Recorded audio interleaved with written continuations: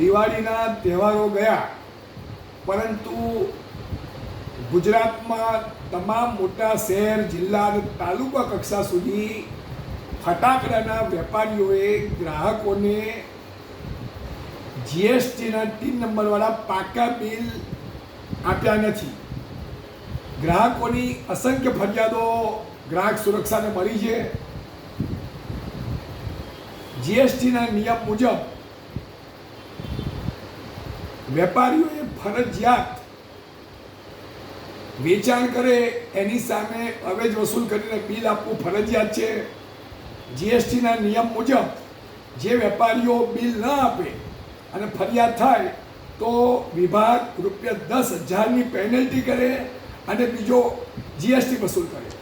ગ્રાહક સુરક્ષા અને પગલાં સમિતિના માધ્યમથી આ વર્ષે અમે ગ્રાહકોમાં જાગૃતિ આવે અને સરકારી કરવેરાની ચોરીઓ નાબૂદ થાય એ હેતુથી ગ્રાહક હિત અને જનહિત હેતુ સ્કીમ લોન્ચ કરી છે.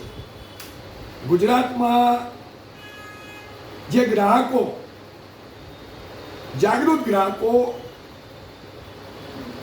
દિવાળી, બેસતું વર્ષ અને ભાઈબીજ સુધી અર્થાત 23/10/2000 સુધી 2000ની ફટાકડાની ખરીદી કરી હોય એવા પાકા બિલ મેળવ્યા હશે એવા તમામ 25 જાગૃત ગ્રાહકોને અમે ₹501નું ઇનામ આપીશું.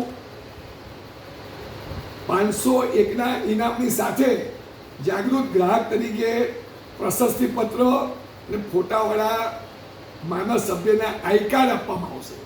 આથી ગુજરાતમાં ગ્રાહક જાગૃતિનું પ્રમાણ વધે. વેપારીઓ ગ્રાહકોને બિલ અને ગેરંટી આપતા નથી.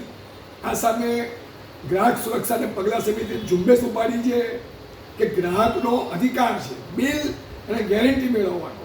અને ફટાકડાના વેપારીઓની અમે શરૂઆત કરી છે.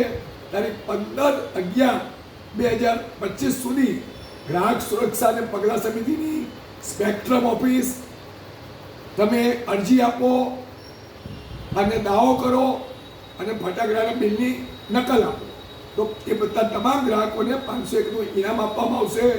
ગ્રાહક સુરક્ષા અને પગલાં સમિતિના માધ્યમથી અમે આ જાગૃતિ શરૂ કરી છે અને વેચાણ વેરા કમિશનરને પણ ફરિયાદ કરી છે કે જે વેપારીઓ ગ્રાહકોને બિલ ના આપે એ તમામની વિરુદ્ધ કાયદેસરના પગલાં ભરી એમને પેનલ્ટી ફટકારવામાં આવે અને ગ્રાહકોને ઇનામ આપવામાં આવે એવી સ્કીમ સરકારે લોન્ચ કરી છે.